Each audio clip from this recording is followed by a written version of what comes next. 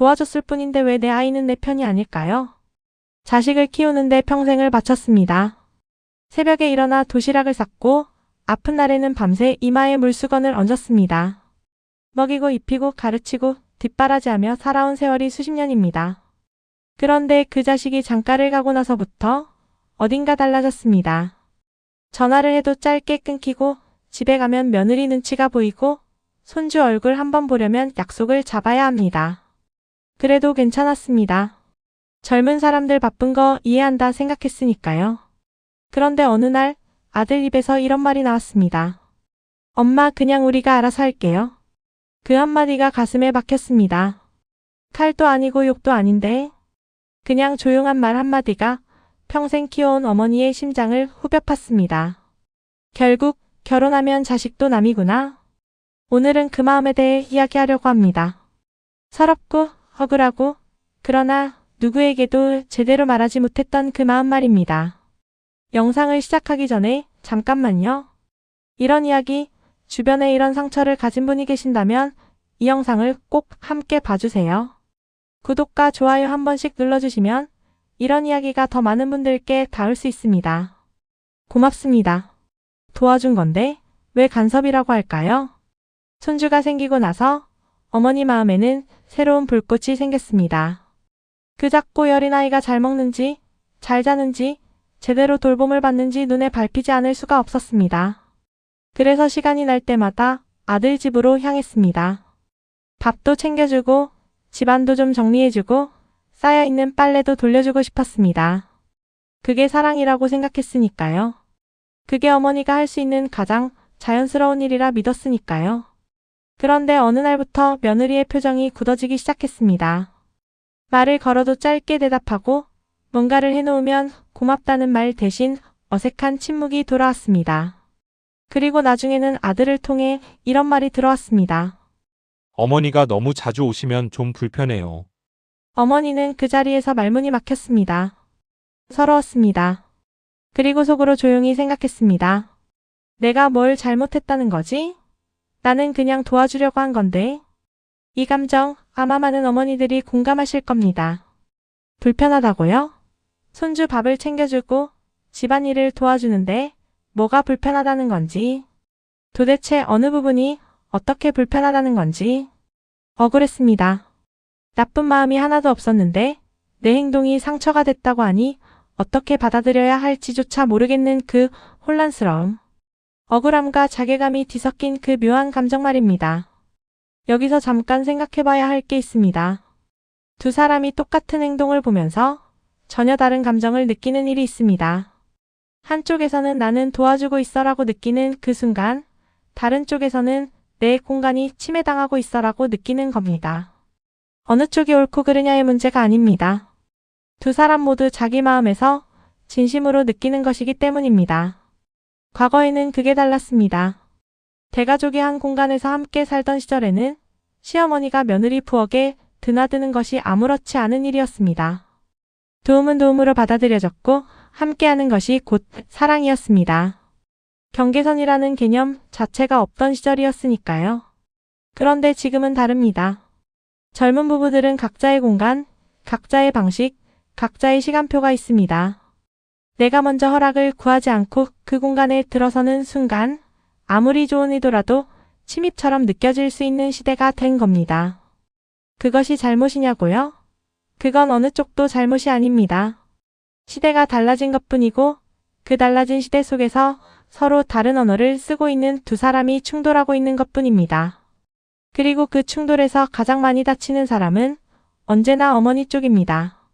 아무것도 잘못한 게 없는데 잘못한 사람이 되어버리는 그 억울함. 그게 가장 큰 상처입니다. 이달락 아들의 그 한마디. 어머니에게 가장 깊은 상처를 남기는 것은 사실 며느리가 아닙니다. 며느리의 냉랭한 표정, 짧은 대답, 뒤에서 들려오는 불편하다는 말들, 그것도 물론 아팠습니다. 하지만 그보다 더 가슴 깊이 모처럼 박혀 오래도록 빠지지 않는 상처는 따로 있습니다. 바로 아들의 그 말 한마디입니다. 엄마 그냥 우리가 알아서 할게요. 짧은 문장입니다. 격한 말도 아니고 욕설도 아니고 고함도 아닙니다. 차분하게 어떤 면에서는 정중하게 건넨 말이었을지도 모릅니다. 하지만 그 말을 들은 순간 어머니의 안에서 무언가가 무너져 내렸습니다. 왜냐하면 그것은 단순히 우리 알아서 할게요가 아니었기 때문입니다. 어머니의 귀에, 어머니의 마음에는 이렇게 들렸기 때문입니다. 엄마, 이제 당신은 우리 편이 아니에요. 평생 아들의 편이었습니다.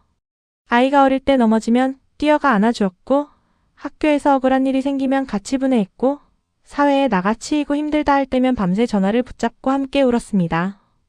아들의 어떤 선택도, 어떤 실수도, 어떤 아픔도 함께 해왔습니다. 그런데 이제 그 아들이 처음으로 어머니의 반대편에 서 있었습니다. 아내의 편에서 어머니에게 그만하세요라고 말하고 있었습니다. 그 순간의 감정을 어떻게 설명할 수 있을까요? 배신이라는 말은 너무 강하고 서운하다는 말은 너무 가볍습니다. 그 사이 어딘가에 이름조차 붙이기 어려운 감정이 있습니다. 수십 년을 키운 자식이 내가 아닌 다른 사람의 편에 서는 순간, 그것이 결혼이라는 이름으로 너무나 자연스럽게 일어나는 일이라는 것을 알면서도, 이성으로는 이해하면서도, 가슴으로는 도저히 받아들여지지 않는 그 감정. 어머니는 아무 말도 하지 못했을 겁니다. 웃으면서 그래, 알았어라고 했을지도 모릅니다. 아니면 아무 말도 못하고 집을 나왔을지도 모릅니다. 그리고 혼자 걷는 길에서, 아니면 혼자 돌아온 집에서, 아무도 없는 그 공간에서 조용히 앉아 이렇게 생각했을 겁니다. 결혼하면 자식도 남이구나. 이 생각이 드는 순간이 있습니다. 그 생각이 드는 순간 슬픔이 옵니다. 분노가 오기도 합니다. 그리고 그 뒤에 깊은 허탈함이 옵니다. 내가 평생 살아온 이유 중 하나가 자식이었는데, 그 자식이 이제는 나와 멀어졌다는 느낌?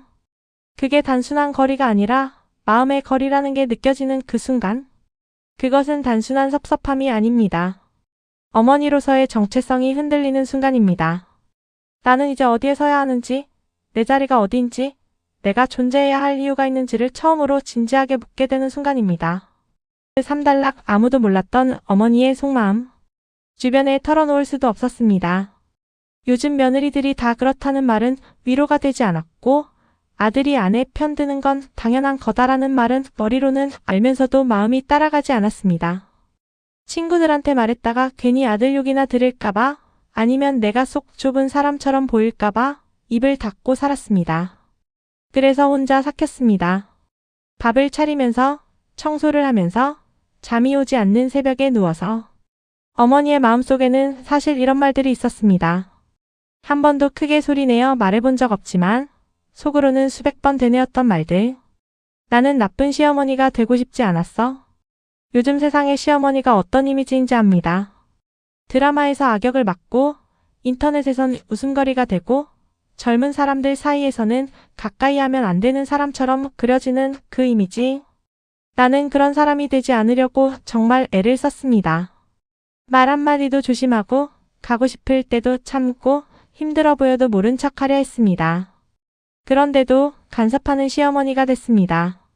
며느리가 힘들어 보여서 도왔던 것뿐인데 어머니 눈에는 며느리가 힘들어 보였습니다. 아이 키우면서 직장 다니고 살림까지 하는 게 보통 일이 아닌 거랍니다.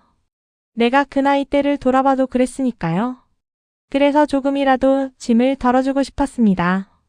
그게 나쁜 마음이었나요? 아들이 나를 필요로 하는 것 같았어. 사실 이게 제일 솔직한 마음인지도 모릅니다. 아들이 아무리 다 컸어도 어머니 눈에는 여전히 돌봐줘야 할 사람처럼 보입니다. 아들 집에 갔을 때 아들이 잘 먹고 있는지, 아들 얼굴이 너무 야위지 않았는지 그게 확인되어야 비로소 마음이 놓이는 겁니다. 그건 간섭이 아니라 수십 년 된 어머니의 본능입니다. 나는 그냥 사랑한다고 말하고 싶었어. 말로 하는 표현이 익숙하지 않습니다. 세대가 그랬으니까요. 사랑한다고 말하는 대신 밥을 챙기는 것이 사랑이었고, 뭔가를 고쳐주는 것이 사랑이었고, 필요한 것을 미리 챙겨놓는 것이 사랑이었습니다. 그것 말고 다른 방법을 배운 적이 없었으니까요. 그런데 그 언어가 지금 세대에는 통하지 않는다는 것을 이제는 조금씩 알게 됩니다. 알게 되는데 그렇다고 갑자기 달라질 수도 없고, 어떻게 해야 할지 모르는 채로, 그냥 상처받은 채로 조용히 살아가고 있는 겁니다. 이것이 지금 이 시대 수많은 어머니들의 속마음입니다. 나쁜 사람이 아닌데 나쁜 사람 취급을 받는 것 같고, 잘못한 것이 없는데 잘못한 사람이 된 것 같고, 그냥 사랑했을 뿐인데 그 사랑이 되려 문제가 된 것 같은 그 혼란. 그것이 지금 어머니들이 겪고 있는 가장 조용하고 가장 깊은 상처입니다. 사달라 그래도 우리가 먼저 손 내밀어야 하는 이유. 여기서 한 가지 꼭 드리고 싶은 말씀이 있습니다. 억울합니다. 서럽습니다. 다 합니다. 그런데 그럼에도 불구하고 먼저 손을 내밀어야 하는 이유가 있다면 그것은 우리가 더 나빠서가 아닙니다. 우리가 더 어리석어서도 아닙니다. 단 하나, 우리가 더 많이 사랑하기 때문입니다. 사랑하는 사람에게는 먼저 할 수 있습니다. 자존심보다 관계를 더 소중히 여길 수 있습니다. 내가 옳고 그르고를 따지기 전에 이 관계가 더 따뜻해지기를 바랄 수 있습니다. 그것이 진심으로 사랑하는 사람만이 할 수 있는 일입니다. 그리고 솔직히 말씀드리자면 며느리도 어렵습니다. 시어머니가 오면 불편하다고 했지만 그것도 따지고 보면 무서운 겁니다. 아직 완전히 가족이 됐다고 느끼지 못한 사람이 낯선 공간에서 눈치를 보며 살아가는 겁니다. 그 긴장이 냉랭함으로 보이고 그 어색함이 거리감으로 보이는 것일 수도 있습니다. 며느리가 시어머니를 싫어하는 게 아닐 수 있습니다. 단지 어떻게 다가가야 할지를 모르는 것일 수 있습니다. 그리고 아들도 사실은 두 사람 사이에서 찢겨 있습니다. 어머니도 사랑하고 아내도 사랑하는데 두 사람 사이에서 매번 선택을 강요받는 기분이 드는 것입니다. 그래서 나온 말이 우리가 알아서 할게였을 겁니다.